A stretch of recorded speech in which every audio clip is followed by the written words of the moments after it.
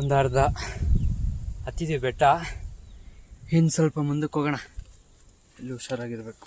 ಯಾಕಪ್ಪ ಅಂದರೆ ಇಲ್ಲಿ ರಿಯಲ್ ಅಡ್ವೆಂಚರ್. ಗಾಳಿ ಬೇರೆ ಜಾಸ್ತಿ ಇದೆ ನೋಡಿ. ಇಲ್ಲಿಂದ ಬಿದ್ದರೆ ಆಯ್ತು ಆ ಕತೆ, ನನ್ನ ಕತೆ ಅಷ್ಟೇ.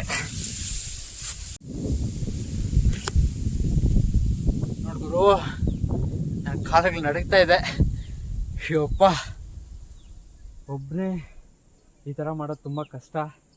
ಒಂದು ಕಡೆ ವಿಡಿಯೋ ತೆಗಿಬೇಕು, ಒಂದು ಕಡೆ ಟ್ರೆಕ್ಕಿಂಗ್ ಮಾಡಬೇಕಂದ್ರೆ ತುಂಬ ಕಷ್ಟ. ಆದರೆ ನನಗೇನು ಗೊತ್ತಾ, ಏನಾದರೂ ಮಾಡಬೇಕಂತಂದರೆ ಮಾಡಿಬಿಡ್ತೀನಿ.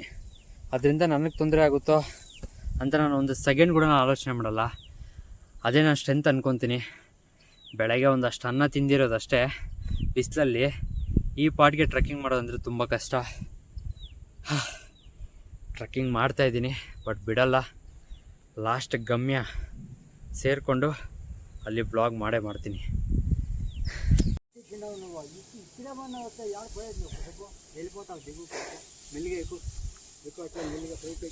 ಬೋರ್ಡ್ ಮಾಯಿನ ತದ వాడే తినేస్తారా?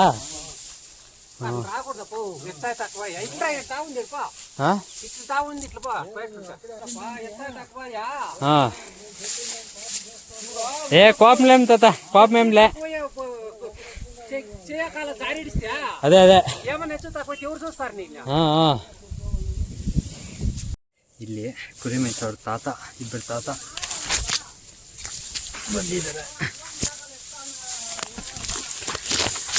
ತಾತ ಹೇಳ್ತಿದ್ದಾರೆ ಒಬ್ಬನೇ ಎಲ್ಲ ಬರೋಕ್ಕೆ ಹೋಗ್ಬೇಡಪ್ಪ ಈ ಥರ ಅಂತ. ಸೊ ನನಗೆ ಒಂಚೂರು ಅಭ್ಯಾಸ ಆಗಿದೆ.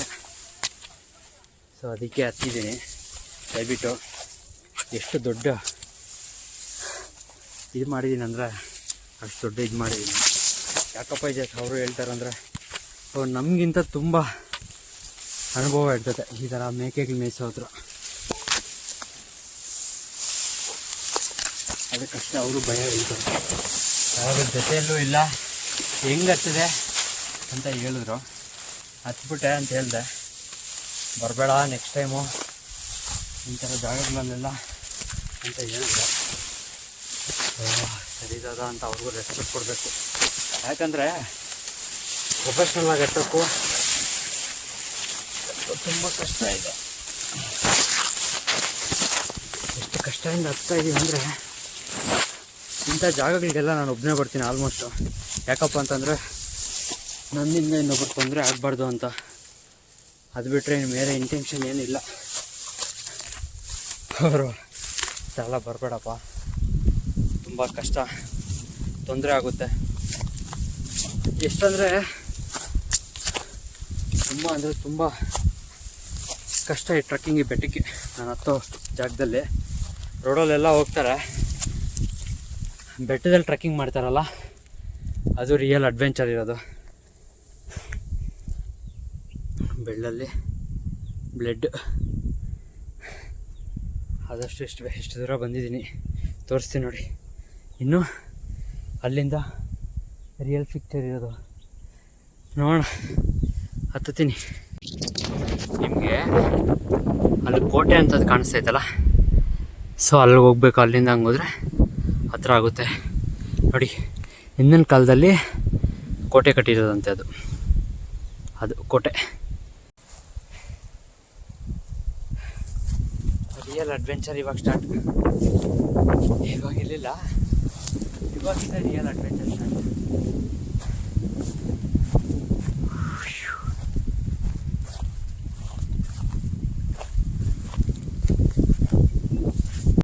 ನೋಡಿ, ಬಿದ್ದರೆ ಪಾತಾಳ. ವಾವ್, ಸಕ್ಕತ್ತಾಗಿದೆ ಗುರು. ಮುಳ್ಳುಗಿಡಗಳು ಹೆಂಗಿದೆ, ಬಿದ್ದರೆ ನನ್ನ ಚರ್ಮ ಎಲ್ಲ ಸುಲಿದೋಗುತ್ತೆ. ಓಹೋ, ಇಲ್ಲಿಂದ ಅಯ್ಯೋ ಯಾವಾಗ ಗುರು ಹತ್ತೋದು. ಯಾಕಂದರೆ ಬ್ಯಾಗು ಒಂಚೂರು ಟೈಟ್ ಮಾಡ್ಕೋಬೇಕು. ಸೊ ಯಾಕಂದರೆ ಇಲ್ಲಿಂದ ಇವಾಗ ಜಾರಲಿಲ್ಲ ಅಂದರೆ ಮತ್ತೆ ಹಂಗೆ ಹೋಗೋಕ್ಕಾಗಲ್ಲ. ಯಾವ ಥರ ಇದೆ ನೋಡಿ, ಖಂಡಿತ ಅಲ್ಲಿಂದ ಬಿದ್ದೋಗ್ಬಿಡ್ತೀನಿ. ಸೊ ಅದಕ್ಕೆ ಇಲ್ಲಿಂದ ಜಾರಲೇಬೇಕು. ಇವಾಗ ನಂಗೆ ಆಪ್ಷನ್ ಇಲ್ಲ. ಸೊ ಅದಕ್ಕೆ ಸ್ವಲ್ಪ ಬ್ಯಾಗ್ ಸ್ವಲ್ಪ ಟೈಟ್ ಹಾಕ್ಕೊಂಡು ಫೋನೆಲ್ಲ ಸೇಫಾಗಿ ಇಟ್ಕೊಂಡು ಜಾರ್ತಾಯಿದ್ದೀನಿ. 1 2 3.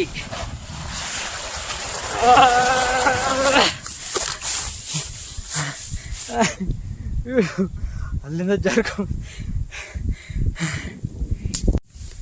ಜಾರ್ಕೊಂಡು ಬಂದೆ. ನೋಡಿ ಅದನ್ನೆಲ್ಲ ಯಾವ ಥರ ಟ್ರಕ್ ಮಾಡಲಿ ನಾನು. ನೋಡಿ ಒಂದು ಸೇಫ್ಟಿ ಇಲ್ಲ, ಏನೂ ಇಲ್ಲ, ಒಬ್ಬನೇ ಬೇರೆ ಇದ್ದೀನಿ. ಸೊ ಅದಕ್ಕೆ ಜಾರಬೇಕಾಗಿತ್ತು, ಅಲ್ಲಿಂದನೇ ಜಾರ್ಕೊ ಬಂದ್ಬಿಟ್ಟೆ. ಇಲ್ಲಿಂದ ಈ ಎಡ್ಜಲ್ಲೇ ನಾವು ಹೋಗ್ಬೇಕು. ಎಡ್ಜಲ್ಲಿ ಹೋಗ್ಲಿಲ್ಲ ಅಂದರೆ ಹೊರಟೋಗ್ತೀವಿ.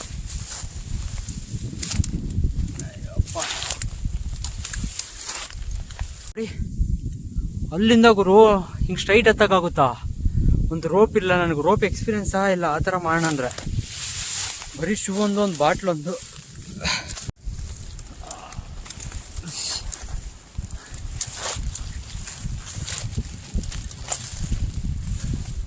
ಅಮ್ಮ ಬಂದೆ.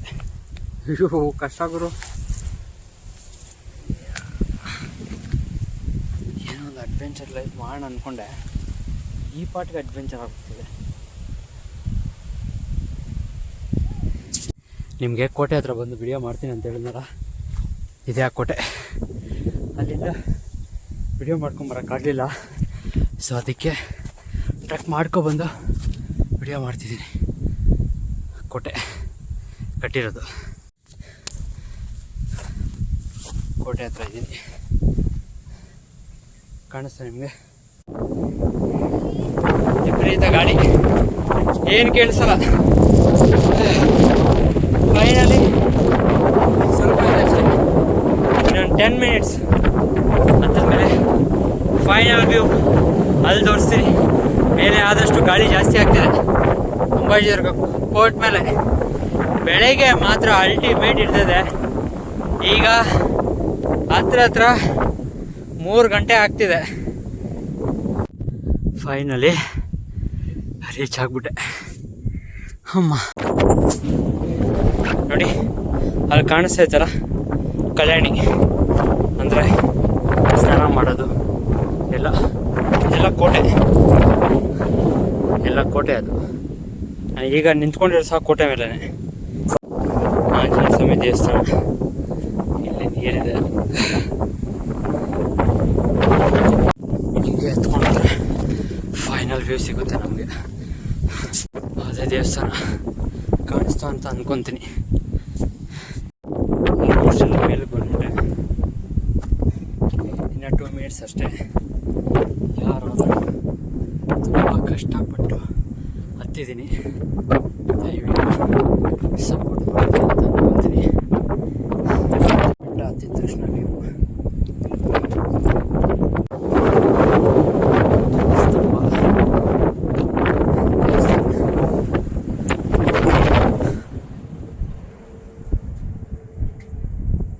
ಈಶ್ವರ. ತಾತ ಊಟ ಆಯ್ತಾ? ಕೆಳಗಡೆ ಹೋಗ್ಬೇಕಾಗಿರೋದೇನಾ? ಇಲ್ಲಿ ನೋಡಿ ಫೈನಲ್ ವ್ಯೂ ಪಾಯಿಂಟ್ ತೋರಿಸ್ತೀನಿ ಯಾವ ಥರ ಇದೆ ಅಂತ.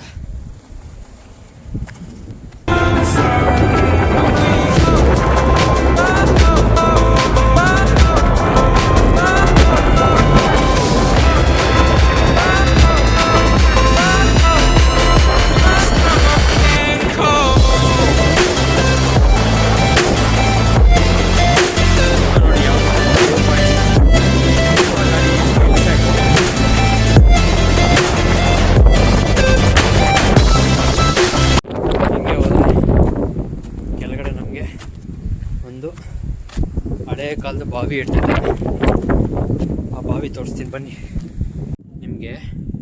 ನಿಗೂಢ ಬಾವಿ ಅಂತ ತೋರಿಸ್ತೀನಿ ನೋಡಿ.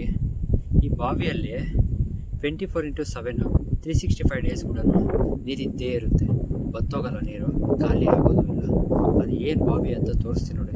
ಜಾಸ್ತಿ ಪುರಾತನವಾದ ಬಾವಿ ಇದು. ನಮ್ಮ ಅಜ್ಜಿ ಎಲ್ಲ ಹೇಳ್ತಿದ್ಲು, ಫಸ್ಟ್ ಇದರಲ್ಲಿ ಎಣ್ಣೆ ಬರ್ತಿತ್ತಂತೆ. ಸೊ ಇವಾಗ ಅದೆಲ್ಲ ಹೋಗಿ ನೀರಾಗಿದೆ. ಆ ನೀರು ಇದುವರೆಗೂ ಒಂದು ಸ್ಮೆಲ್ ಇಲ್ಲ, ಏನೂ ಇಲ್ಲ. ಆ ನೀರು ಹಿಡ್ಕೊಂಡು ಕುಡಿಬೋದು, ಏನೇ ಪ್ರಾಬ್ಲಮ್ ಆಗೋಲ್ಲ, ಅಷ್ಟು ಚೆನ್ನಾಗಿರ್ತೈತೆ. ನಾನು ಕುಡಿದು ತೋರಿಸ್ತೀನಿ ನಿಮಗೆ. ಬಾಟ್ಲ್ ಇದೆಯಲ್ಲ ನನ್ನ ಹತ್ರ, ಕುಡಿದು ತೋರಿಸ್ತೀನಿ. ಆ ಬಾವಿ ಯಾವುದಂತ ನಿಮಗೆ ತೋರಿಸ್ತೀನಿ ನೋಡಿ ಒಳಗಡೆ. ನೋಡಿ ಇದೇ ಬಾವಿ ನೋಡಿ, 24x7 365 ಡೇಸು ನೀರಿದ್ದೇ ಇರುತ್ತೆ ಈ ಬಾವಿಯಲ್ಲಿ. ಎಷ್ಟು ನೀಟಾಗಿದೆ ನೋಡಿ, ಒಂದು ಚೂರು ಸ್ಮೆಲ್ ಇಲ್ಲ ನೀರು. ಈ ನೀರು ಸಹ ನಾವು ಕುಡಿಬೋದು. ಎಷ್ಟು ಕ್ಲಿಯರ್ ಆಗಿದೆ ನೋಡಿ ನೀರು. ಸತ್ಯ ಆಗಿನ ಕಾಲದಲ್ಲಿತ್ತು, ಆಗ ಎಣ್ಣೆ ಬರ್ತಿತ್ತು. ಈಗಿನ ಕಾಲದಲ್ಲಿ ಸತ್ಯ ಇಲ್ಲ, ಸೊ ಅದಕ್ಕೆ ಎಣ್ಣೆ ಎಲ್ಲ ನೀರಾಗ್ಬಿಟ್ಟಿದೆ. ಎಷ್ಟು ಕ್ಲೀನಾಗಿದೆ ನೀರು. ಎಷ್ಟು ಒಳಗಡೆ ಕೋಲ್ಡ್ ಇದೆ ಅಂದರೆ ಅಷ್ಟು ಕೋಲ್ಡ್ ಇದೆ ನೀರು. ನಮ್ಮ ಬಾಟ್ಲಲ್ಲಿ ಇಟ್ಕೊತೀನಿ ನೀರು, ಸೊ 2 ಹ್ಯಾಂಡಲ್ ಮಾಡೋಕ್ಕಾಗಲ್ಲ. ಸೊ ಅದಕ್ಕೆ ಈಗಲೇ ನೀರೆಲ್ಲ ಕುಡಿದೆ. ಸೊ ಇಲ್ಲಿಂದ ಹೊರಡುವ ಸಮಯ. ಕೋಟೆ ಎಂಟ್ರೆನ್ಸಲ್ಲಿ ಆಂಜನೇಯ ಸ್ವಾಮಿ ಜೈ ಬಜರಂಗಬಲಿ ಕೋಟೆ ಎಂಟ್ರೆನ್ಸ್ ಇದು ಚರಿತ್ರೆ ನಿಮಗೆ ಬೇಕಂದರೆ ಕಮೆಂಟ್ ಹಾಕಿ, ಖಂಡಿತವಾಗ್ಲೂ ಇದು ಚರಿತ್ರೆ ನಾನು ಹೇಳ್ತೀನಿ. ನೋಡಿ ಗೋಶಾಲೆ ಸಹ ಇದೆ. ಹಸುಗಳಂದರೆ ತುಂಬ ಇಷ್ಟ ನನಗೆ. ನೋಡಿ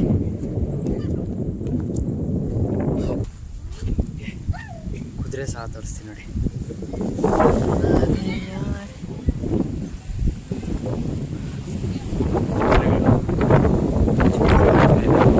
ಇದು ಆಂಜನೇಯ ಸ್ವಾಮಿ ದೇವಸ್ಥಾನ. ಅಲ್ಲಿ ಅನ್ನದಾನ ಮಾಡ್ತಾರಲ್ಲ ಅದು.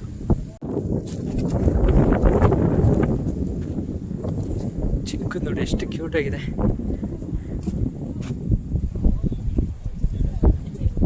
ಸಕ್ಕತ್ತಾಗಿದೆ. ಇದೇ ಅನ್ನದಾನ. ಹೋಗಿ ಊಟ ಮಾಡಿಕೊಂಡು ಇಲ್ಲಿ ಮಾತ್ರ ತುಂಬ ಪ್ರೀತಿಯಿಂದ ಊಟ ಮಾಡಿ ಅಂತ ಕೇಳ್ತಾರೆ.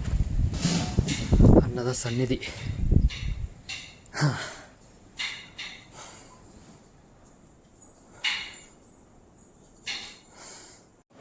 ಈ ಥರ ಇತ್ತು ಸ್ಟಾರ್ಟಿಂಗ್ ದೇವಸ್ಥಾನ. 1700 ಇತಿಹಾಸವುಳ್ಳ ದೇವಸ್ಥಾನ ಇದು. ಈಗ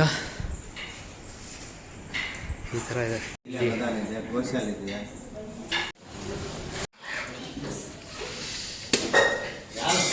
ಸಾಕು ಬಿಡಿ ಅಕ್ಕ.